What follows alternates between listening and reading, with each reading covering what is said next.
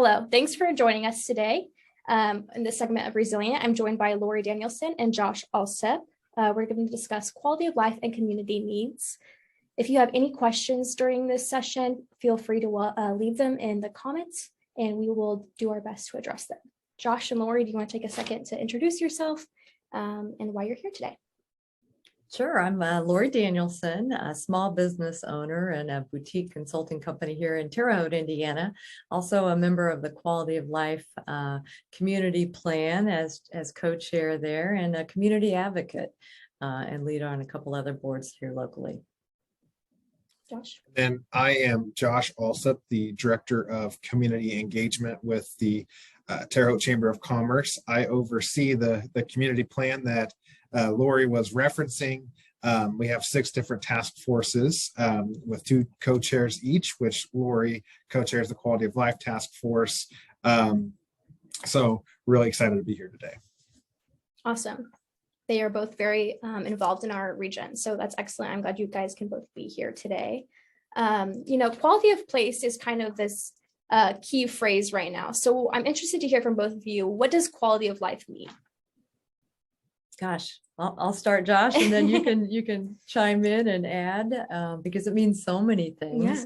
Yeah. Quality of place and quality of life certainly has a lot to do with basic necessities in life, affordable and quality housing, quality and healthy food, and access to both housing and food.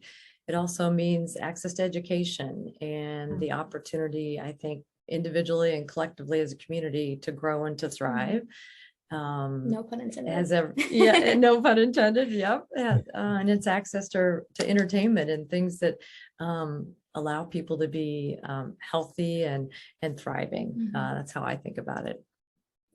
Yeah, and I would have a very similar thought process as Lori. I mean, I think it's kind of that standard of health and community and comfort and happiness that you experience. And from a community's perspective, it's offering that and offering the ability for your residents and even your visitors to have the opportunity to be happy and healthy. Great. Josh, you're a West Central Indiana native, but recently you took a role at the Terre Haute Chamber of Commerce. Can you talk about how this role has changed your perspective of West Central Indiana and how it's relevant to Resilient? Absolutely. Yeah. So I started off right out of high school volunteering with a nonprofit, Brazil Main Street, and that's what got me really into this realm. Really passionate about local communities within the West Central Indiana region. And then I worked with Visit Indiana on the state level and was excited to come back here to do similar work with the Chamber and with the Terre Haute Community Plan. I think that really my perspective on West Central and Terre Haute as a whole has changed because I've gotten to know a lot of the community leaders and know the reasoning behind what we're doing, but also all of the resources that we have. So I'm somebody who's a little bit biased. I'm very passionate about the entire region and what we have to offer, but I think what I've noticed is that, my experience and my perspective is not the same as everybody else's. While I might have this really, really strong positive opinion, not everybody else does. And so my eyes have been opened up to the needs of the community way more than they even have prior to this, because we're just seeing, what I see and experience and want and need is not the same as somebody in this neighborhood and this neighborhood. And so I think it's just seeing a little bit of a broader picture as somebody in the community development field and not being blinded by just what my eyes see when I walk out the door. Absolutely. Lori, you as well, you bring, a unique insight to this because you're an entrepreneur. How has this changed your perspective, and can you kind of talk about your experiences as well? Yeah, so I've been a resident of West Central Indiana now for 3 decades. Came here in Midwestern from Iowa. But being an entrepreneur, previously I'd worked in larger companies where you're somewhat protected and have access to resources fairly easily within a large company.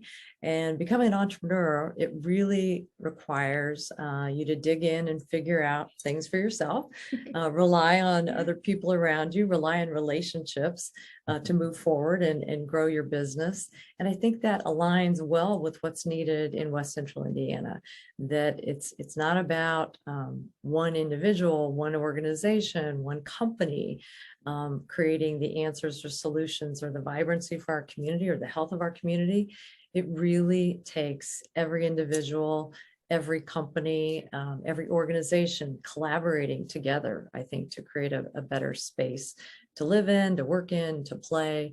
And I think we need to, the more we can look to one another to help improve where we live and help improve our economy and to help provide access to those things that create quality of place, the more people get involved in understanding, as you say, Josh, the perspectives of multiple neighborhoods or demographic sectors within our community. The more we have shared understanding of the challenges and opportunities, I think we can do a better job working on those together and leveraging the strengths that we have and fill in the gaps for where we need to do better. Absolutely. That kind of leads me to my next question.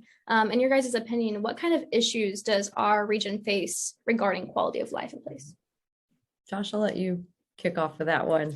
It's sort of a where to start type of question. You know, when Lori was originally giving the definition of what quality of life and what quality of place is, I mean, it's very broad. So there's a lot of different challenges. One thing that I would mention and start off with is that here within the community plan at the Chamber, we developed a sentiment survey for our residents, students, and visitors to really see what are they seeing in the community and how do they feel about it. That information will be released later on, but one key takeaway that I've already looked into is that we asked them, you know, how satisfied are you with your life here in Vigo County? And the answer was 6.3 out of 10, which is not great. When we asked that to the West Central Indiana region as a whole, it went up to 7. And I mention that because I think that it is important to see that there's just a lot of issues that we're facing, and part of it is a pride issue and having a little bit of community apathy. But to really get to the issues themselves, I think sort of like the resilient plan lays out is that, you know, there's a lack of awareness about what is currently being offered in the community. I can tell you that this is my full-time job and what I'm looking at every single day. And it's tough to stay up to date on all of the different offerings and programs and grant opportunities within the community, within the state, at the federal level. So it's just being aware of what there is out there. And another thing that Resilient, I think, laid out a couple of times throughout the plan is that we as a West Central Indiana region underutilize resources compared to the state. And that was throughout the pandemic, but I believe it's still an issue.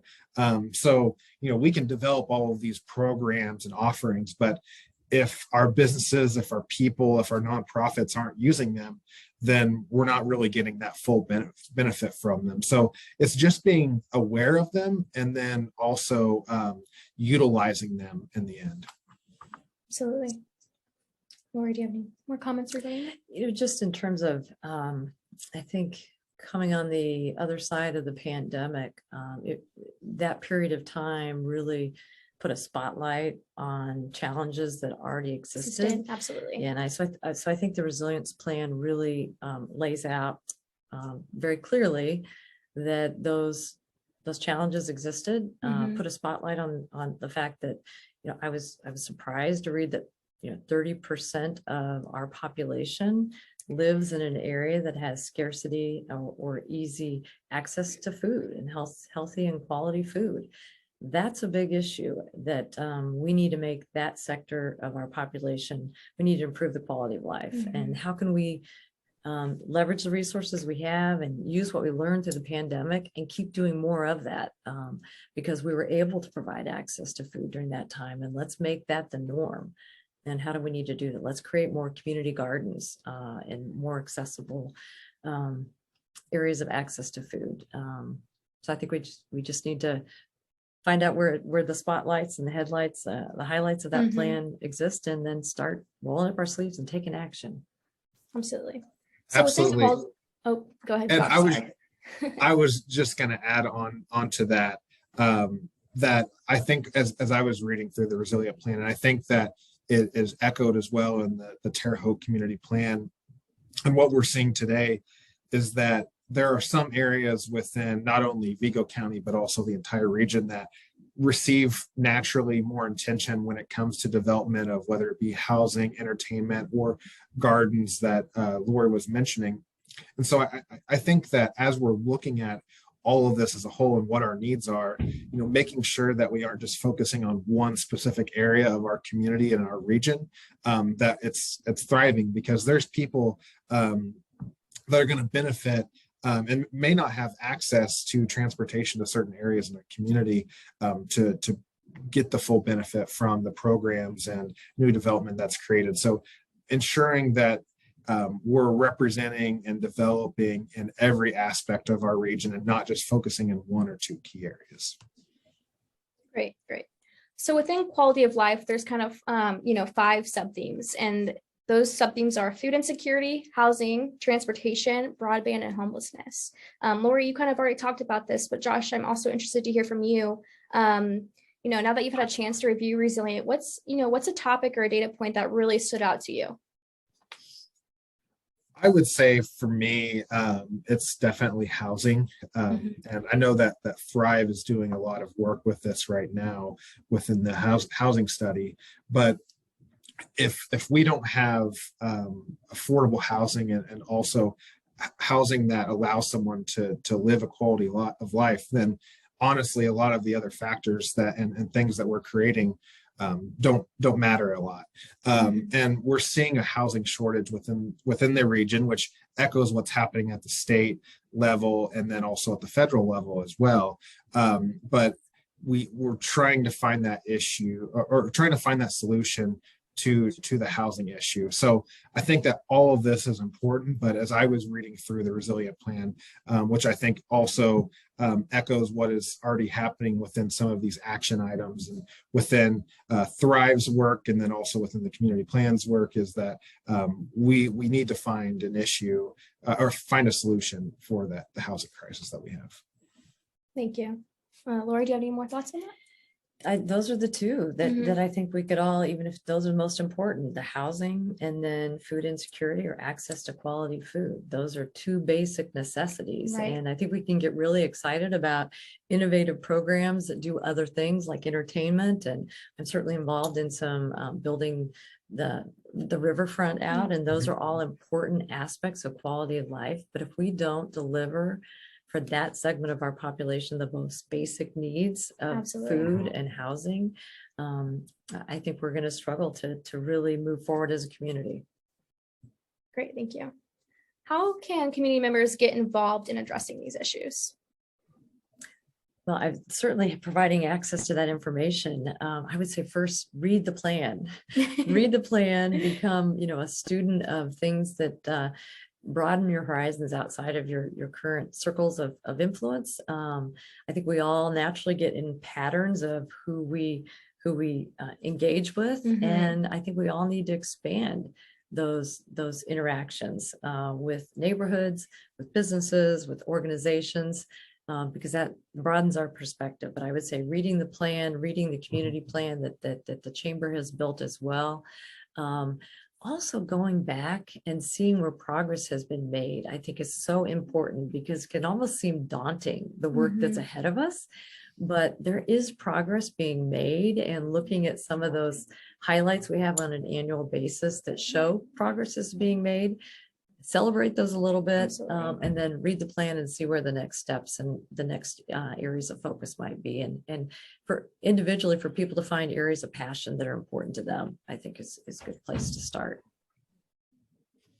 I would agree with all of that. And what I would recommend as well is to find an issue that you're passionate about and that you feel you have knowledge about and worth bringing to the table, and identify an organization within the community or the region that's currently working on that. I can tell you, from my experience, there are a lot of great organizations working on a lot of these different items, but they always are welcome for input and for volunteers. So sometimes I think that we don't do a good enough job on promoting the opportunities that we have to get involved. But I can tell you from my perspective, and then from others I've spoke to, our West Central Indiana region is pretty easy to get involved with compared to other parts of the state and other parts of the entire country. So while I think the community can improve on this, if you do a little bit of research, I bet you can find an organization and a point person that would love to have your input, your knowledge, your expertise on these areas, and honestly run with it, because you can make a difference here. I do think it's a little harder in different areas in different parts of the state to make a difference, but I can promise you we're aching for people to really get involved within our region. Absolutely. And I think there's been some sort of culture shift recently in our region too. There's a lot of enthusiasm, and people are stepping up to the plate and taking on some of these challenges. So that's really exciting to see in our region. And I'm feeling very motivated myself to start addressing some of these issues. So thank you both for joining me today. Do either of you have any closing remarks or words of wisdom? I would just like to add, just based on what we were just sharing, that no matter your age, no matter how long you've lived in Terre Haute, if you're retired, if you're in high school, get involved, because at every point in your career, in your life, you have something to add, and it's important that everybody get involved. So don't allow yourself to think, oh, somebody else is going to do that, or I'm not ready yet for that. Just step in, and there will be some good work that you can roll up your sleeves and get involved with. Absolutely. I think Lori said it perfectly. Awesome. Well, thank you again for joining me today. You can find the full Resilient plan on our website, thrivewestcentral.com/resilient. Thanks. Thanks for having us. Thank you. Yeah, thanks, Ash.